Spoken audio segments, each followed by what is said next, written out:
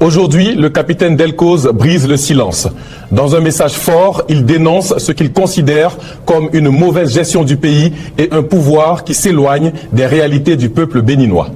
Aujourd'hui, selon Delcos, les décisions du président Patrice Talon manquent de vision et d'efficacité. Il parle d'une gestion marquée par l'incompétence et d'un pays qui stagne malgré les promesses. Dans son message, Delcos appelle les Béninois à se réveiller, à rester vigilants et à demander une gouvernance plus transparente. Pour lui, un peuple conscient peut transformer son avenir.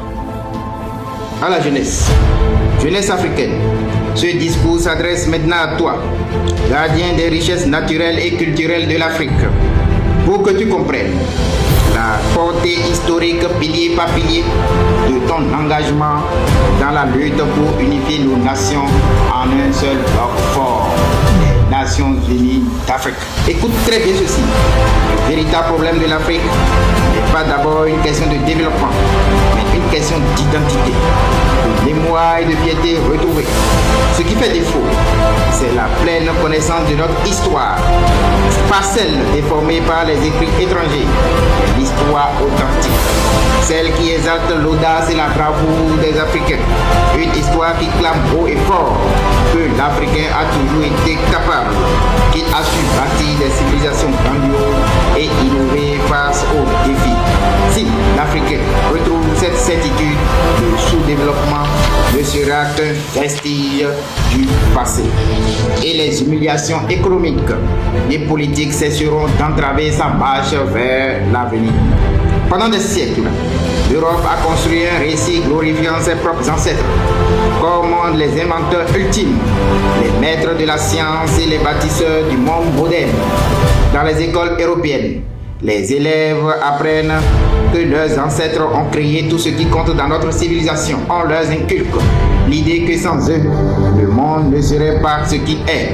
Cette glorification nourrit une fierté nationale et culturelle qui motive chaque génération à se surpasser. En Chine, on retrouve la même dynamique. Les enfants grandissent en étudiant des figures comme Confucius, Lao Tse, ou encore les mathématiciens chinois Jing Feng ou Wen Guanxi. Ils s'effraient de l'idée que leur histoire est riche et que leurs ancêtres étaient de véritables pionniers. Cette fierté culturelle les pousse à innover davantage, renforçant ainsi leur sentiment d'appartenance à leur créativité. Qu'en est-il de nous, Africains, lorsque nous évoquons nos vaillants ancêtres et leurs exploits? Beaucoup parmi nous-mêmes se permettent de minimiser ces récits, d'en douter ou même de les tourner en dérision. Certains n'hésitent pas à nous traiter de rêveurs. Ils s'empressent de souligner les défauts de nos ancêtres, tout en oubliant que les autres peuples n'étaient pas parfaits non plus. Pire, beaucoup pensent que tout ce qui existe aujourd'hui, de l'ascenseur à l'internet, en passant par la médecine ou les mathématiques, est l'œuvre exclusive de l'Occident. Cette ignorance, provoquée essentiellement par la falsification, l'effacement de nos récits, la traite négrière, la colonisation, et nourrie par le système éducatif conseillé et mis en place par l'ennemi avant son départ, est notre véritable tragédie. Pourtant, il est temps de remettre les pendules à l'heure et de reprendre confiance en nous-mêmes. Ce que nos ancêtres ont créé n'est ni une fiction, ni un rêve. Leurs réalisations sont palpables, vérifiables et inspirantes. L'Afrique ancienne a été une terre de créativité, de science et de grandeur. Et nous devons en être fiers, non pas dans un esprit de vanité ou de haine, mais avec la responsabilité de bâtir sur cet héritage. L'école doit être systématiquement réformée. Cette école qui nous inculque le complexe d'infériorité, le mépris de soi-même et qui magnifie exclusivement les valeurs occidentales. Cette école qui nous dit que Samori est un sanguinaire et que les buveurs de sang, esclavagistes, Napoléon et De Gaulle sont des bâtisseurs de nations. Oui, ils ont effectivement bâti des nations, mais en asphyxiant les nôtres. Pourquoi devrions-nous les étudier comme les héros? Cette école qui nous enseigne les lumières des autres, Voltaire, Victor Hugo, Thalès, Pythagore, etc., et nous cachent nos lumières. Les scientifiques tels que Imhotep, Thutmose III, Ahmad Baba de Tombouctou, Cheikh Anta Diop, etc. Ou encore les héros de la révolution africaine tels que Kwame Nkrumah, Thomas Sankara, Patrice Lumumba, Sékou Touré, etc. Prenons l'exemple de l'Égypte ancienne, un joyau de l'ingéniosité humaine, les pyramides.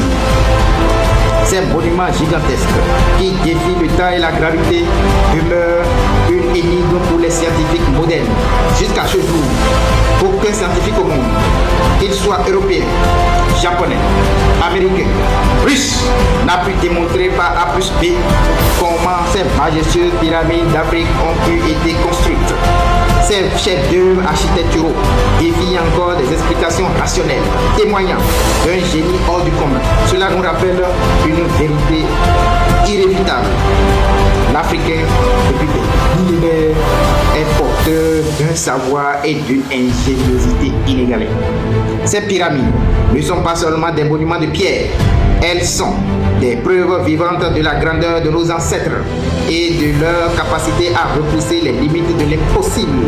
Le fameux théorème attribué à Pythagore, utilisé pour résoudre les problèmes de triangle rectangle, existait déjà dans la vallée de Nil bien avant la naissance de Pythagore lui-même, et ils le savent tous. De même, les travaux attribués à Thalès et à d'autres soi-disant génies grecs trouvent leur origine dans les connaissances africaines.